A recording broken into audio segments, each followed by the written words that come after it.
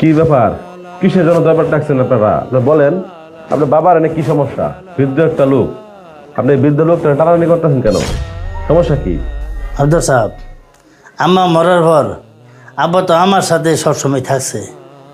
তো এখন ছোটো ভাইয়া খালি এই টানাটানি করে আব্বারে নিতু। তোমার একলাই বাপ, আমার বাপ না।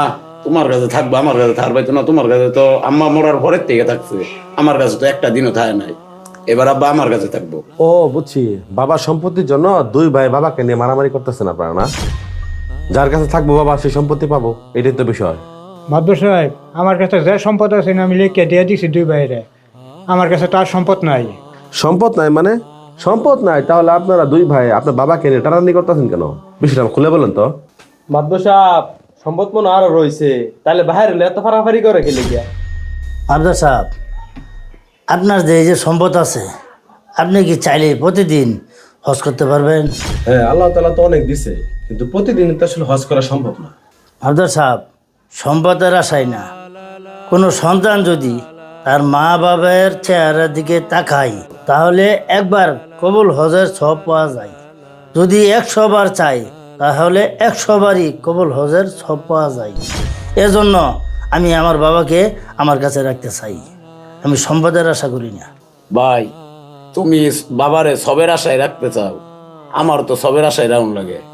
আমার তো সবের দরকার। বাপ তো তোমার একলা না, বাপ তো আমারও। এর লেগেই তো মাদবর সাহেবের ডাকছি। মাদবর সাহেব, আপনি কি করবেন? এর একটা ফয়সালা আপনি করে দেন। শোন, তুই এত বেশি ভেজাল পারিস না। আমি বাইরে এবং তো রাখছি, আমারও nuই থাক। তুই টেনে করিস কে? মাদবর সাহেব, বাপ মারে অনেকে রাখ পারছে না। এক ভাই তোর বলে খাবো, আরেক ভাই তোর বলে খাবো। এরা তো খুব ভালো লোক, বাহালেঙ্গে মহব্বত বিশাল। বিষয়টা তো বুঝলাম, আপনাদের দুইজনের কথা খুব ভালো লাগছে। আমরা অনেক জায়গায় দেন দরবার করি, কিন্তু বাবা মার প্রতি যে মহব্বত, খুব আমার কাছে খুবই ভালো লাগছে। তো চাচা, আপনার কাছে প্রশ্ন হইলো, আপনি এখন কোন ছেলের কাছে থাকবেন? আপনার দুই ছেলে খুব ভালো মানুষ, কারণ আপনি বলেন আপনি যে সিদ্ধান্ত দিবেন সেই সিদ্ধান্তই আমরা মেনে নেব। মাদবর সাহেব, আমার দুনো সন্তানই বালা, দুনো সন্তানের কাছেই থাকবাম। আমার এই দুই সন্তানের না এই এলাকার মধ্যে কিন্তু সন্তান পাইছি না। বিষয়টা বুঝতে পারছি। আচ্ছা মারুফ ভাই, দুলু ভাই, এখন কথা হচ্ছে, আপনার বাবা আপনাদের দুইজনকে সমানভাবে মহব্বত করে। আপনার বাবাকে আপনারা সমানভাবে ভাগ করে নেন। আপনার কাছে 6 মাস থাকুক, আপনার কাছে 6 মাস থাকুক, ঠিক আছে? কোনো সমস্যা নাই। আর তাহলে তো দরবার হইলই, আমি একটু যাই, আমার একটু কাজ আছে। আচ্ছা মাদুর সাহেব, সুন্দর দরবার করছুন, ঠিক আছে? তাহলে আমার কাছে প্রথম থাক। আচ্ছা মাদবর সাহেব, বাইরে যখন 6 মাস খাওয়াবো, 6 মাস খাওয়াক, পরের 6 মাস আমার কাছেই থাক। দুই ভাই মিলেমিশে খাওয়াই। তো মাদুর সাহেব, আইনা তো তারা বড় কথা শুনকে নাচা পানি খায় যায়। না ভাই, আমি আর বসবো না।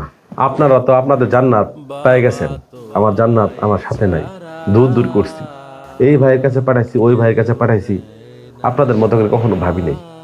বাবা মা যে সন্তানের জন্য কতটা জান্নাত, কতটা ভাগ্যবান সন্তানরা, যাদের বাবা মা জীবিত আছে, এটা আপনাদের না দেখলে বুঝতাম না। আমিও দেখি আমার বাবা মাকে আমার সাথেই রাখবো, যতদিন বেঁচে থাকবে আমার সাথেই রাখবো। আমারও তো সবার দরকার আছে, সেজন্য আমি চলে যাই। হ্যাঁ, এটা চল। বাবা তোমায় ছাড়া কেউ দেয় না সারা, আমি দিশা হারা পলকেই বাবা তোমায় ছাড়া কেউ দেয় না সারা, আমি দিশা হারা পলকেই।